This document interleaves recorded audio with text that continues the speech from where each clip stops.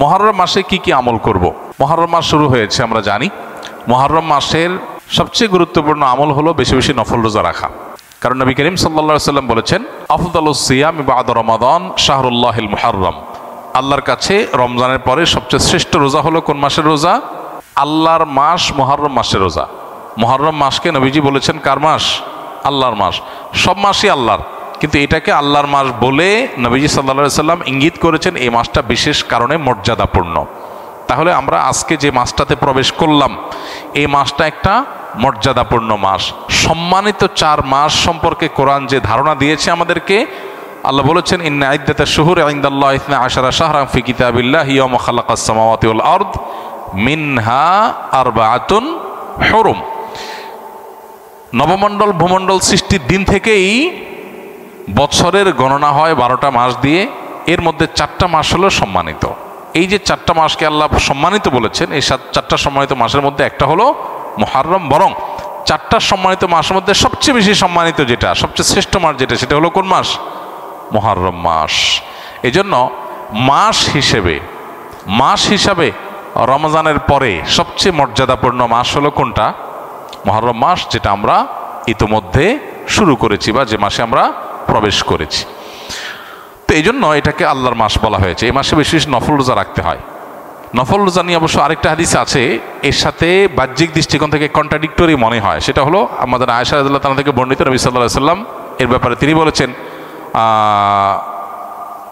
মা রাআইতু রাসূলুল্লাহি সাল্লাল্লাহু আলাইহি ওয়াসাল্লাম ইস্তাকমালা সিয়ামা শাহরিন কাত্তু ইল্লা ফি রমাদান ওয়া মা রাআইতুহু আকসারা সিয়ামা মিনহু ফি শাবান। অর্থাৎ আমাদের আয়েশা বলেছেন রাদিয়াল্লাহু তাআলা আনহা, যে আমি নবী করিম সাল্লাল্লাহু আলাইহি ওয়াসাল্লামকে পুরো মাস রোজা কমপ্লিট করতে দেখছি এক মাসে, শুধু ছিল রমজান মাস, যে পুরো 30 দিন রোজা রাখছেন। এটা শুধু দেখেছি কোথায়? রমজান মাস।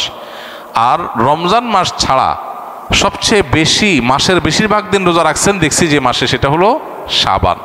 তাহলে এই হাদিস থেকে বোঝা গেল শাবানে বেশি রোজা রাখতে হবে।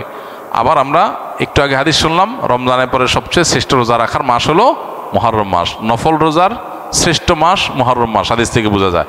তাহলে রাসূল সাল্লাল্লাহু আলাইহি ওয়াসাল্লামের আমল একরকম, হাদিস আরেক রকম।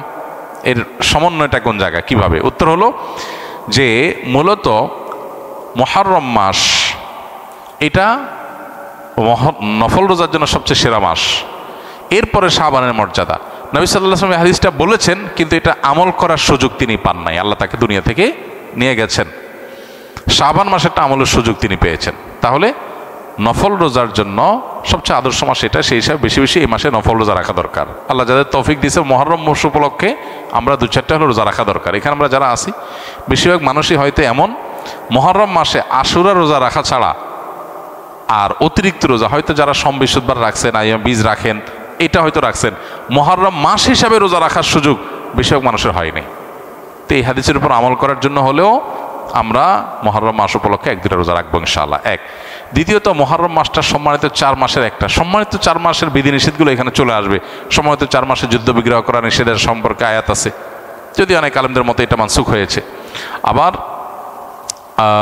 সম্মানিত মাস হিসাবে আল্লাহ তাআলা বলেছেন, ফালা তাজলিমু ফিহিন্না আনফুসাকুম, এই মাসগুলোতে তোমরা নিজেদের প্রতি অবিচার করো না। পাপাচার থেকে বাঁচার জন্য এটা বিশেষভাবে যত্নশীল হতে হবে।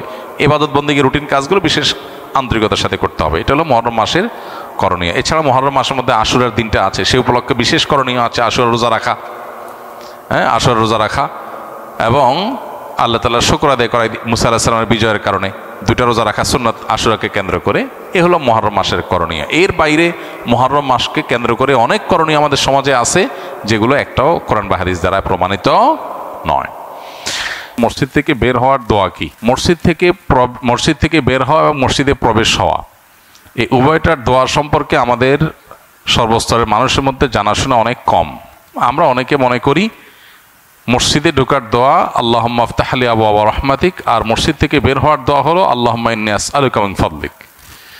এটা আমরা মোটামুটি বেশিরভাগ মানুষ জানি, কিন্তু যেটা জানি না সেটা হলো মসজিদে ঢোকার জন্য আল্লাহুম্মা আফতাহ লি আবওয়াবা রাহমাতিক ছাড়াও আরো দোয়া আছে, আর বের হওয়ার জন্য আরো কি আছে?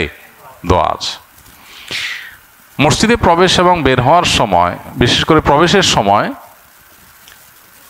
প্রথমে বিসমিল্লাহ বলতে হয়, এরপরে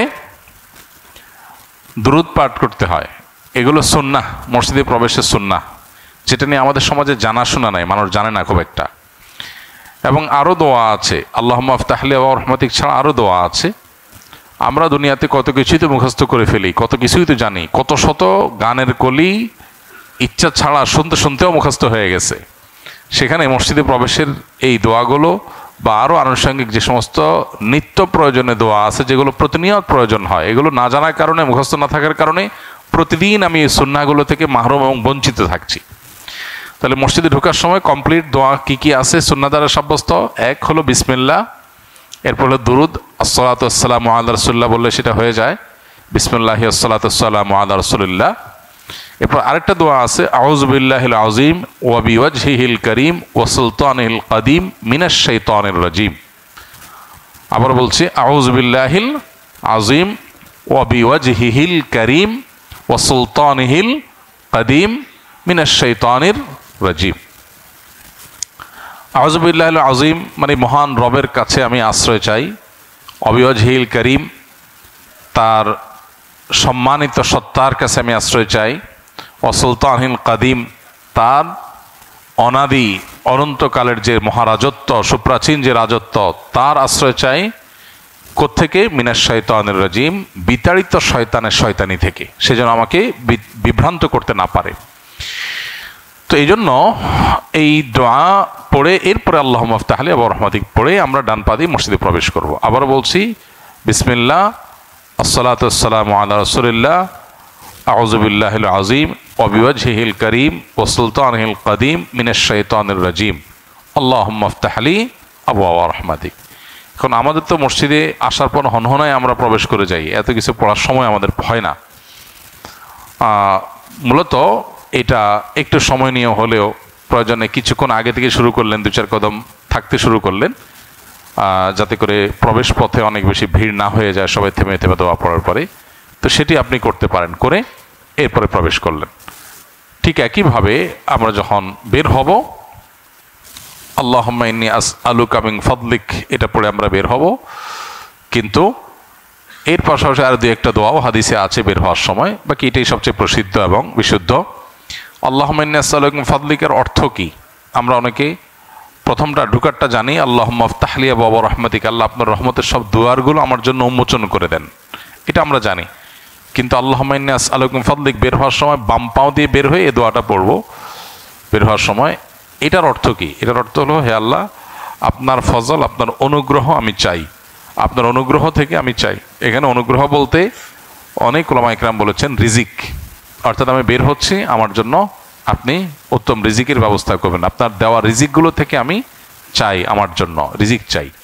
রিজিক বলতে শুধুমাত্র রুটি রুজি না, রিজিক বলতে আমরা মনে করি শুধুমাত্র মানুষ যা খায় সেটাই বোধহয় রিজিক। মানুষ যা কিছু আল্লাহর পক্ষ থেকে রহমত হিসাবে পায় তার সবই রিজিক। দোয়া করার তৌফিক, ইবাদতের তৌফিক পাইছি, এটাও রিজিক। সন্তান সন্ততি ভালো পাওয়া, এটাও রিজিক। ভালো জীবনসঙ্গী পাওয়া, এটাও রিজিক। ভালো পরিবেশ পাওয়া, এটাও রিজিক। ভালো বন্ধু পাওয়া, এটাও রিজিক। হ্যাঁ, আমার ছাত্র মানুষ, পড়াশোনা আমি ভালো বুঝলাম, এটাও রিজিক, আল্লাহ বুঝার তৌফিক দিয়েছেন, এটা রিজিক। আমি পড়াশোনা যা পড়লাম সেটা মুখস্থ ধরে রাখতে পারলাম, এটাও রিজিক। যা জানলাম সেটা যে আমলের তৌফিক পেলাম, সেটাও রিজিক। মানুষ আল্লাহ রহমত হিসাবে যা পায় সব কিছু রিজিকের অন্তর্ভুক্ত। এই জন্য আল্লাহুম্মা ইন্নী আসআলুকা মিন ফাদলিক, আল্লাহ আপনার রিজিক চাই আমি, এখানে সব কিছু আল্লাহর কাছে চাওয়া হয়ে যায় মূলত। তো সেই অর্থ, সে উদ্দেশ্য মাথায় রেখে আল্লাহর কাছে সেটাকে পেশ করা সেভাবে। তো এইভাবে আমাদের মসজিদে ঢোকা এবং বের হওয়ার সুন্নাহগুলোকে আদায় করা দরকার।